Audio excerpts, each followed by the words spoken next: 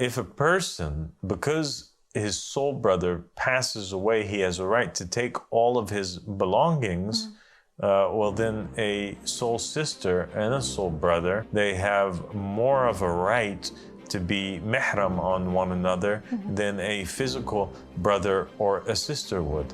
A physical brother and a sister, they can hug one another.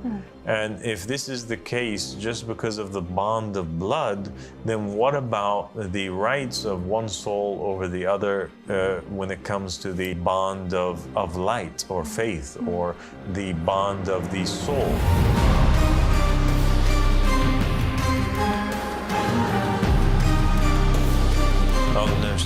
Bismillahirrahmanirrahim. Allahumma salli ala Muhammadin wa ali Muhammad. Hello al-Mahdina wa salam taslima. Assalamu alaikum wa rahmatullahi wa barakatuh. My dear sister Fairuz. Wa alaikum assalam wa rahmatullahi wa barakatuh. Thank you for joining me. Thank you so much for having me. So today we want to talk about an important topic, and that is the topic of the soul world. Why do we choose to speak about this topic? We choose to speak about this topic because it is so important that it's regarded in certain narrations from the Ahlul Bayt alayhim salam as being the ultimate distinguisher for identifying who the Imam is, who the Qa'im is. Imam Sadiq alayhi salam said, when the Qa'im rises, that the brother would inherit from his brother in the soul world. Know him from that. And whoever knows him from that, there remains no further identifier, right? No further proof that's greater than that. Yes. And so the idea here is that this is the ultimate way to know who the Qa'im is.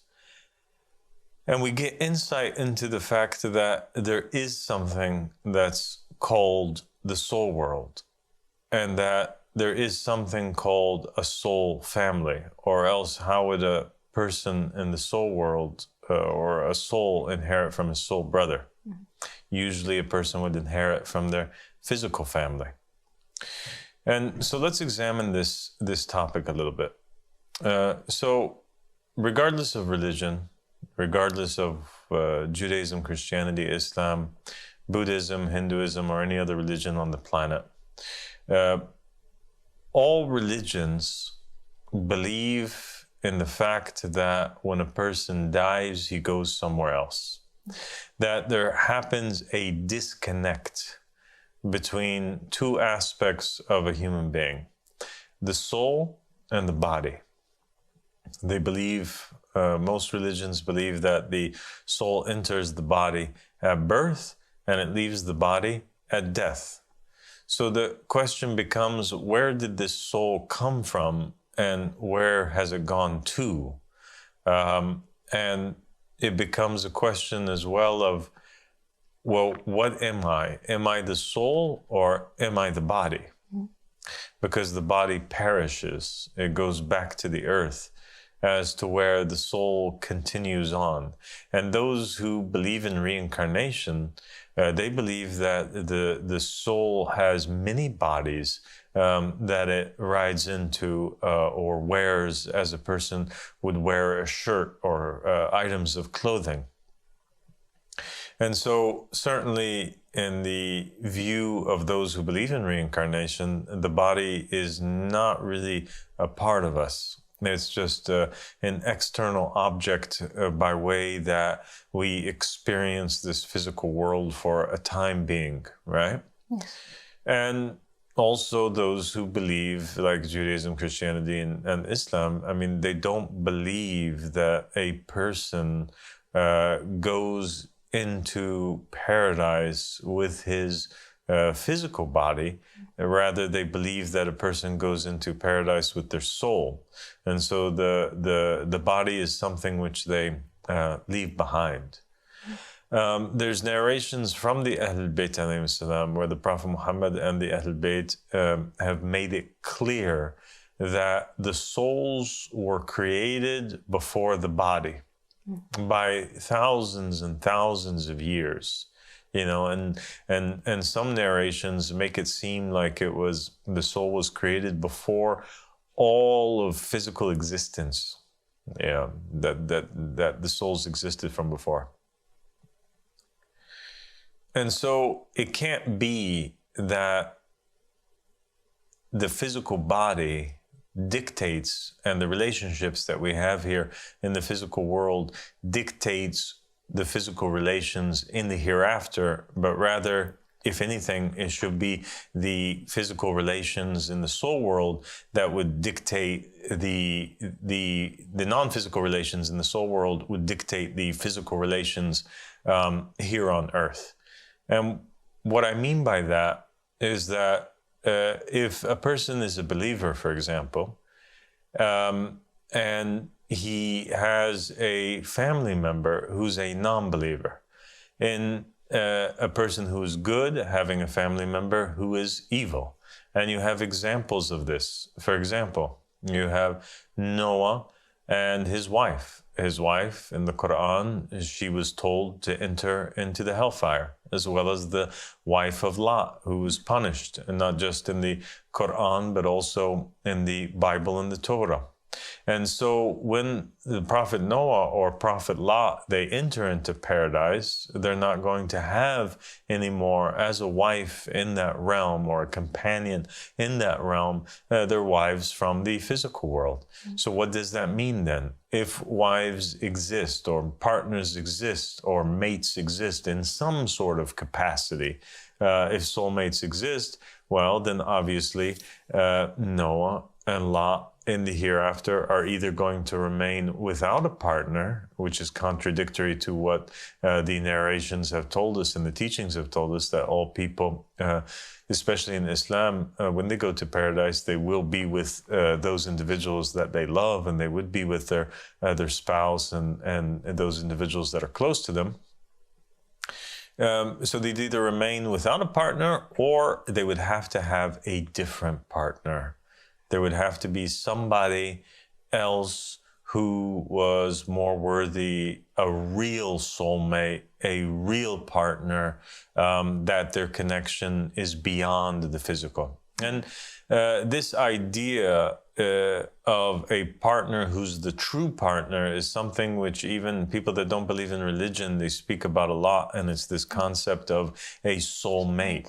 And that's why people, they feel in their life, a lot of them, that they're longing to find this individual that was kind of like created for them, and they for them, and somebody who is perfectly matched with them. And when people are lucky enough to find this individual in this world, what do they say? They say, "I found my soulmate." And so it is something which without them realizing necessarily what they are saying, they're speaking of this bond that was created between two souls, that is greater and higher than this physical world.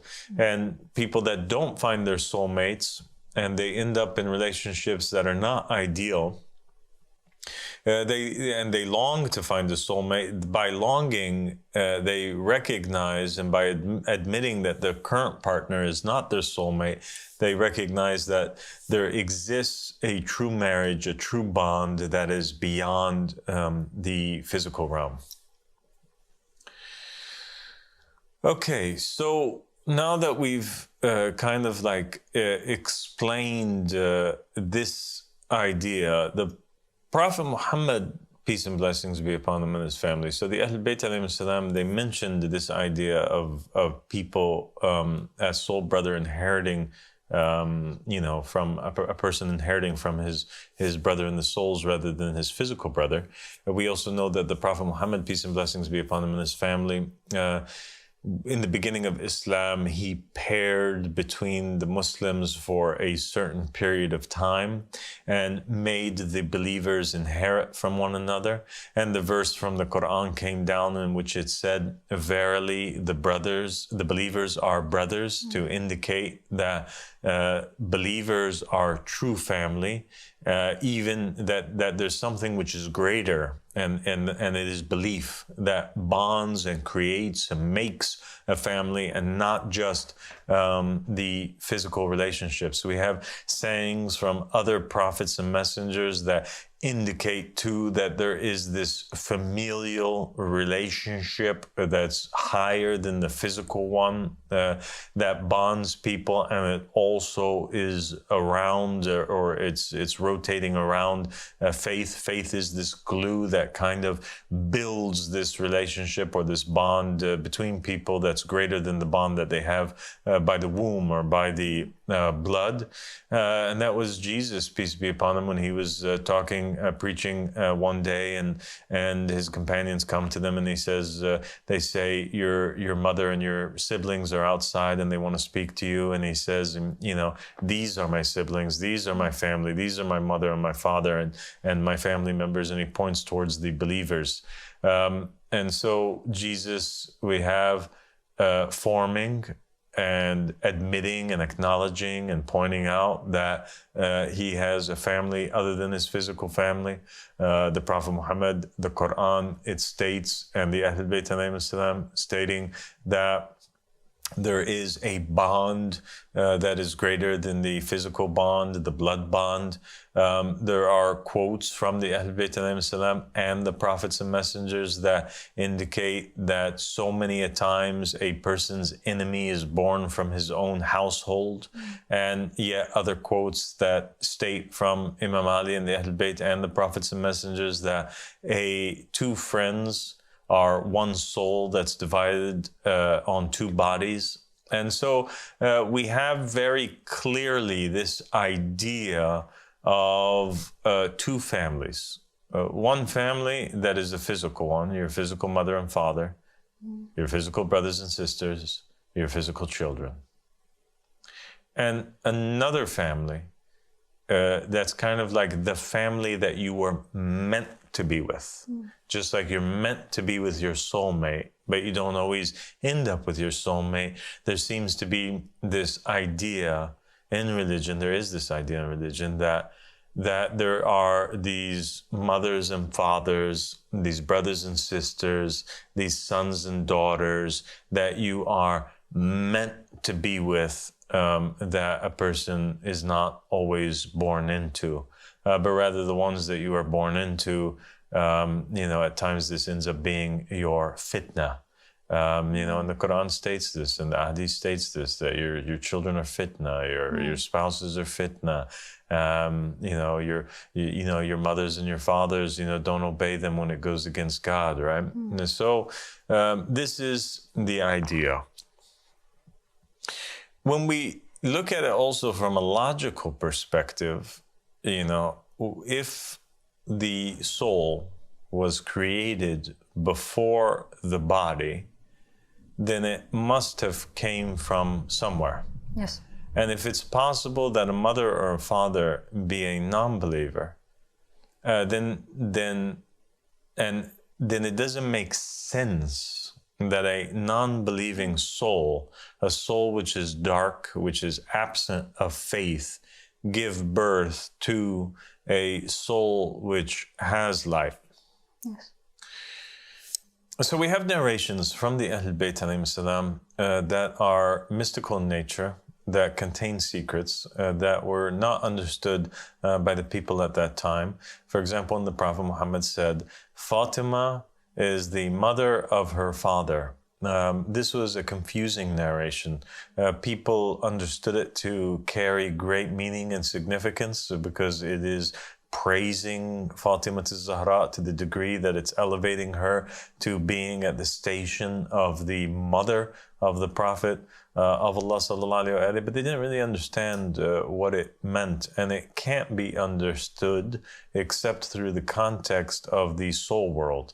That Fatima in the physical world is the daughter of the Prophet Muhammad, but the Prophet Muhammad was trying to say that in reality, in the soul world, Fatima is the mother of her father, is the mother of the Prophet Muhammad. So that is the true meaning to it. Now, what pertains to us and what the focus of this episode and this conversation is about the fact that now if we have the Qa'im being identified by rearranging family ties to where a brother would know his soul brother and would inherit from his soul brother, and that and we know that the Prophet Muhammad did so beforehand, and we know that the prophets and the messengers, they indicated that there is something as a soul world. Then what else will be rearranged in this new period, this new time that comes after Imam al-Mahdi alayhi salam? How will family relationships exist? How can we understand the jurisprudence within that context? Okay, and if it is a natural conclusion to draw that if a person will know who his soul brother is, then he will know who his soul mother or father is. He will know who his soul children are, and he will know who his soulmate is. And that is one of the things that one of the realities that Imam al-Mahdi alayhi salam has brought, and which will be implemented, this new rearrangement of family ties. And we have this narration in a book which is called Al-Hafti Sharif, and it speaks about how the verse from the Quran, وَلَنْ يَجْعَلَ اللَّهُ لِلْكَافِرِينَ عَلَى الْمُؤْمِنِينَ سَبِيلًا, that the meaning of this verse actually, or one of its meanings, applies to the woman who is married to a non-believing man. And God, the verse says, will not make for the disbelievers a hand or a way over the believers.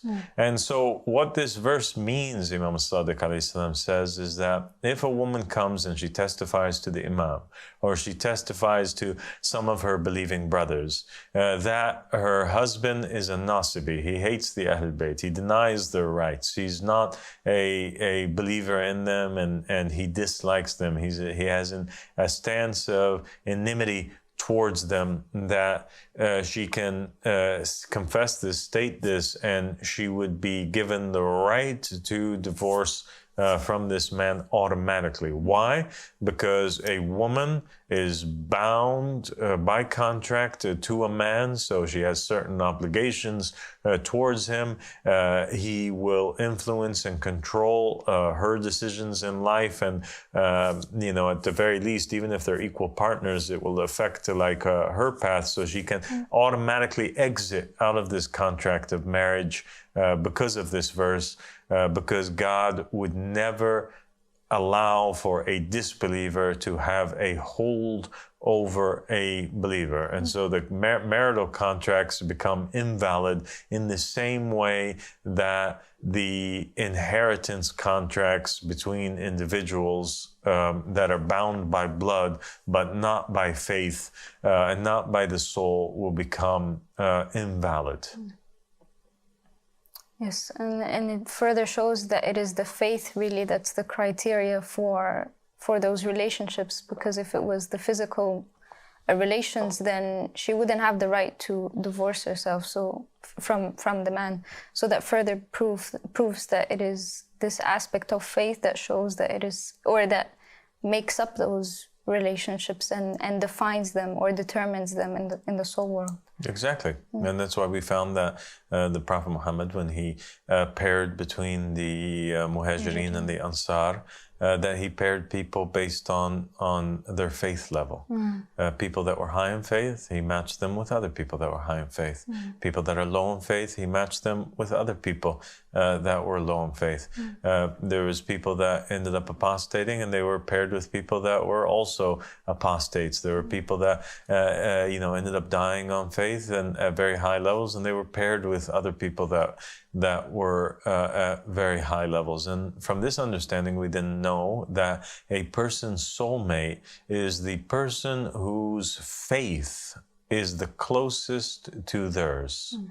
That a woman who has a particular level of faith, and consciousness and awareness, her ideal soulmate is somebody who has the same state of mind and the same state of faith and the same state of heart.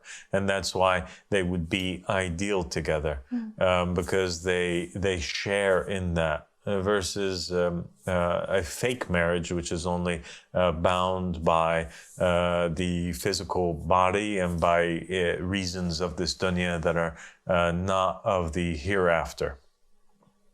And when we come to this, then it opens up the controversial door of what other rights and what other new things will be established in the time of the Qa'im, besides the jurisprudence that pertains to inheritance. What are the rights of soul brothers and soul sisters upon one another? What happens to soulmates? Well, now we kind of got an insight that in the time of the Qa'im, people might end up being divorced from one another because God does not allow for a non-believer to remain in this marriage with a believer. A soul brother or sister will be ripped away.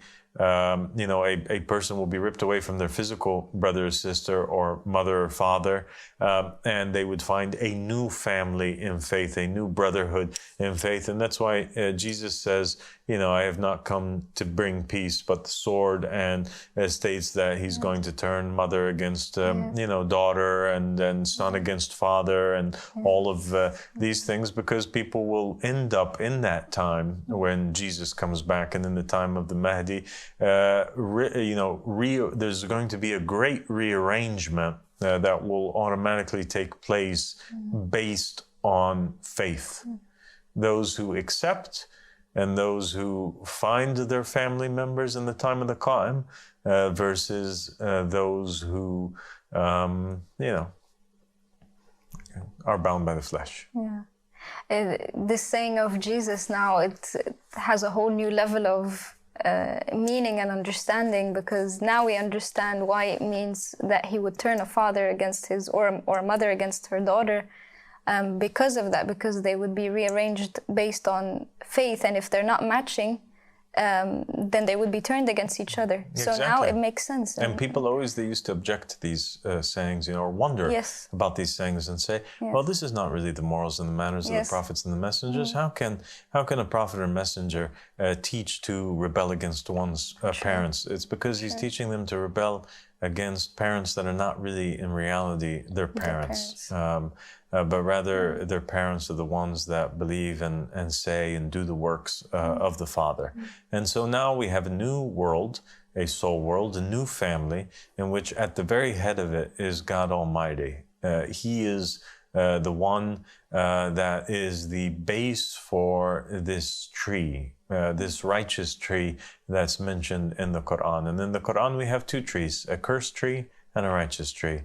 And the righteous tree is the tree of Muhammad and the family of Muhammad, the tree of the prophets and the messengers, in which at the root of it is all of those who are the highest in faith, Fatima, Muhammad, Al-Hassan, Al-Hussein, Jesus, Imam Ali alayhi salam, and then those souls branch out, and a new tree is established where the next level of the greatest prophets and messengers are born from them, and saints and holy people, and from them is born out more and born out more and born out more until we get to the leaves and the little twigs and those who are part of that righteous tree, but perhaps the weaker in faith. And then we have this other tree, which is the cursed tree, which its base is ignorance and hypocrisy and iblis, and it has in there at its root all of those worse souls like Cain and Nimrod and Pharaoh and Abu Lahab and Abu Jahl. And branching out of those, are the disbelieving people and the hypocrites and the enemies of the prophets and the messengers. And so, in the time of the Qa'im, the soul world will be established, and people will be paired with their soulmate, and they'll discover their soul mother and their father and their soul brothers and their soul sisters. I remember there's this narration that talks about the good tree and the bad tree in the Quran. I thought of it when you were talking about them, and I remember that the Ahl al-Bayt would interpret that the good tree is the tree of the family of Muhammad and the bad tree is the tree of the enemies of the family of Muhammad. But in the physical world, you would have, for example, Muhammad ibn Abi Bakr, who's the son of Abu Bakr, and he was a lover of the Ahl al-Bayt.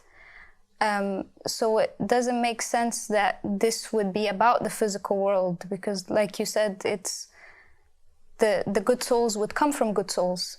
So then there must be another meaning to it, and there must be that it is arranged in the way that you just explained. This is the only way that we could understand it. Because then if God would not make a good soul come out of a good soul, come out of a bad soul, then there must be another family tree or family relations where it is not like that. Absolutely. Yeah. Because, light begets light. Darkness begets darkness. It is impossible that darkness beget light. And I think all religions agree on this fact. And for that reason, they believe that the source of all things is light. And that's God and the light of God, because you can't have evil that begets good. But you can have good that eventually would beget evil through confusion, ignorance, or being meshed with darkness in one way, shape, or form, or through good intentions that ultimately result in bad things. But you can't have bad intentions that end up resulting in a good thing. Do you understand? Yes. Somebody could have the intention of saving somebody, but by accident they kill them. But there's nobody that has the intention to kill somebody or do something bad or cheat somebody or steal from somebody, and in the end they end up doing them good. This doesn't exist. Yes. And so in the soul world, all those good believing souls, they have to go back to that. And we know also that in the time of the Qa'im, the narrations state that the Qa'im will say many things that the people will object to. And they'll think that he is a Dajjal or a Shaitan. And also it states in many narrations that the scholars, they fight against him. And the companions even, they run away from him when they hear certain things that he states. And if we go along the lines of the interpretation and the reading of the Quran and the jurisprudence through the eyes of the, with this new understanding of the soul world, then what we can deduct from that, or what we can deduce from that is that, or conclude from that, is that if a person, because his soul brother passes away, he has a right to take all of his belongings, well, then a soul sister and a soul brother, they have more of a right to be mihram on one another than a physical brother or a sister would. A physical brother and a sister, they can hug one another. And if this is the case just because of the bond of blood, then what about the rights of one soul over the other when it comes to the bond of light or faith or the bond of the soul? And so we find that the soul brother and sister would be mihram on one another. A person would be mihram to his soul mother, or a woman be mihram to her soul father, and they would have more of a right to have physical contact with one another in ways that a normal physical family or unit would have. And I think that this would be one of those things that, and it is one of those things that would drive maybe a lot of people away and make them feel disgust and fear, while it would cause all those people that have light and recognize the truth of what it is that I'm saying to feel joy and excitement about knowing who it is that they really belong to. I was gonna say, you could only see it as you could only see the justice and beauty in this, and if anyone would reject that or feel appalled by that, it's only because they're limiting themselves to this physical world. And I feel it's such a relief for a person to know that if the family that they're born in with, or if they're not sharing the same faith, or if this bond of faith is not existing, that there is something that they do have a family, a soul family where this bond of faith exists. And if people accept that there is a soulmate and they call it a soulmate, then why would they not accept that there would be a soul brother or a soul sister if they do accept this idea? And they do, like you mentioned, they do say that it is culture. But it is such a relief, and I cannot imagine.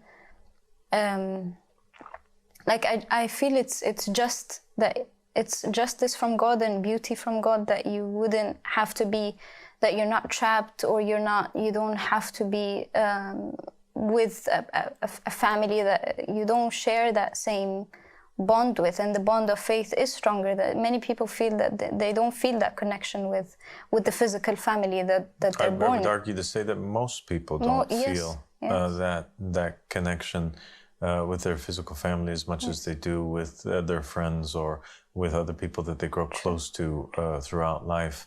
And I think it's a gross misunderstanding and misinterpretation of scripture and sayings when people automatically assume that in paradise they will be resurrected with, or they will, go to heaven to be with for all eternity those members from their physical household, because there's nothing that really proves that. What the Prophet Muhammad, peace and blessings be upon him and his family, did say is that the person will be resurrected with who he loves.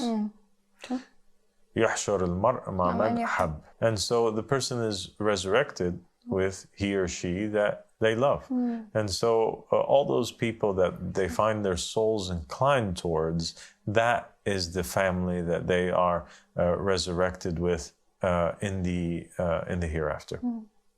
Well, thank you so much for joining me, Feiruz. I think we'll stop there because that's enough, I think, food for thought for this episode to introduce this very complex, topic and idea to people, that there is a family that's beyond this family, and that people actually have an obligation, per the words of Jesus and the prophets, to leave their own physical families in order to find that soul family, and that there is a bond that ties us more than blood, and that is faith and belief. Thank you so much for revealing this and explaining this for us. God bless you. Thank you.